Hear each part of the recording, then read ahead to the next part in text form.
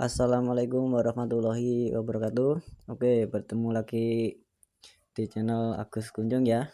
Kali ini saya sedang di tetangga saya nih. Ternyata tetangga saya itu walaupun dia seorang petani, tetapi di samping rumahnya juga ada juga melihara ikan nila ternyata. Nih lihat. Ini ada kolamnya ternyata. Dan ini kolamnya ini ada diisi apa ini? Ini sepertinya reng atau usuk itu dari bambu. Nah, terus dimasukin sama ikan nila, dan katanya ikan nila itu memeliharanya gampang katanya, dan pemberian pakannya itu sederhana. Dan ini biasanya kan ikan nila itu makannya kan pelet itu ya, tetapi ini ya memakan pelet, tetapi katanya yang punya tidak setiap hari, cuma kalau keinget saja diberi makan.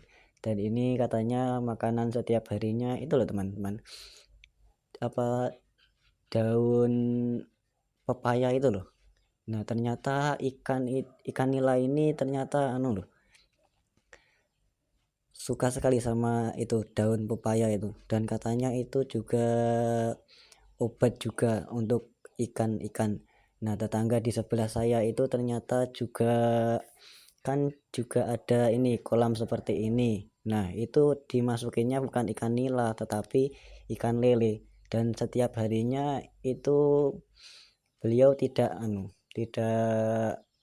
memberi pakan untuk lelenya, itu tidak membeli, tetapi setiap harinya itu diberi sama cuma daun pepaya tadi. Dan katanya lelenya tidak hilang, dan lelenya malah tambah besar, dan itu katanya malah obat untuk lelenya itu. Makanya tetangga yang satunya ini kan memelihara ikan nila, jadi ikut-ikutan memelihara ikan nilanya, diberi sama makanannya selain dari pelet ya diberi itu daun pepaya itu. Tetapi ini tetangga yang memelihara ikan nila ini juga kadang memberi ikannya dengan pelet ya, tetapi tidak sering, cuma kalau keinget saja, jadi tidak setiap hari. Tetapi lihat, ikannya juga bisa besar-besar kan, padahal ini bibitnya dulu masih kecil-kecil sekali, tetapi juga bisa besar ya ternyata. Ini selain buat kolam ikan kan, ini sebenarnya bukan untuk untuk tempat ikan, tetapi untuk ini pengekuman reng dan usuk itu. Karena kan rumah itu atau reng usuk itu, kalau misalkan kita membuat rumah terus kita kan membutuhkan reng usuk ya. Nah, reng usuknya itu kalau misalkan dikom atau dibasahi air begini ya, ini sekitar 1 tahun lah, nanti akan teman-teman bisa tahan lama, jadi tidak dimakan ketika dipasang itu bisa kuat dan tahan lama, tidak dimakan hewan-hewan yang bisa merusak reng dan usuk dengan cepat.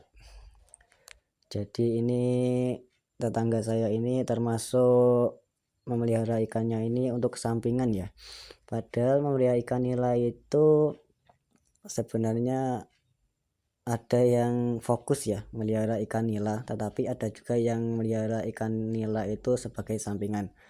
Memelihara ikan nila sebagai kegiatan sampingan bisa menjadi pilihan yang menguntungkan ya, terutama jika teman-teman memiliki lahan atau kolam yang cukup seperti yang teman-teman lihat seperti ini. Dan perlu diperhatikan beberapa hal yang perlu diperhatikan ya.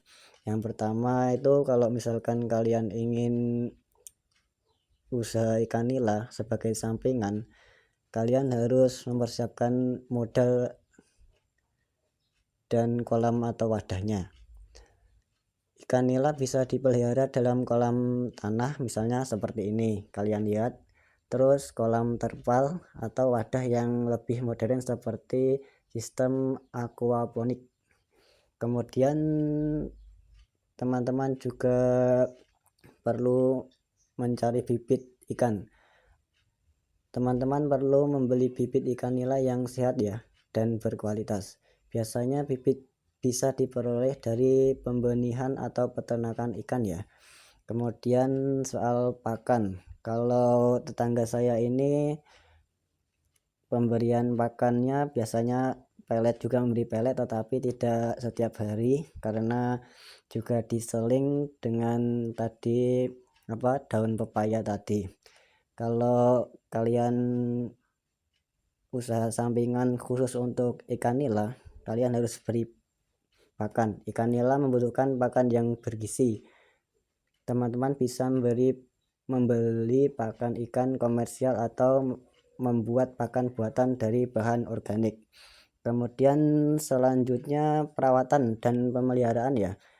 Soal kualitas air, pastikan kualitas air di kolam tetap terjaga ya. Ikan nila itu sensitif terhadap perubahan kualitas air seperti suhu dan kadar oksigen. Teman-teman perlu rutin mengganti sebagian air atau menggunakan alat aerasi. Kemudian selanjutnya pengendalian penyakit.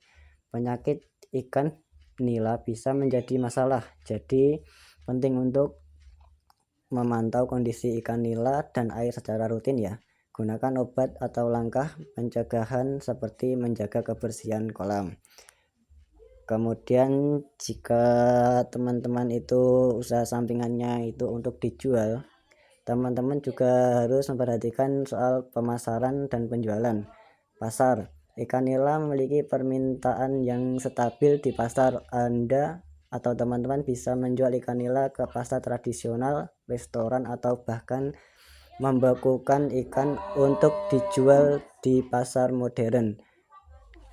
Soal harga jual ikan nila bervariasi tergantung ukuran dan kondisi pasar ya. Namun secara umum ikan nila termasuk ikan air tawar yang cukup menguntungkan.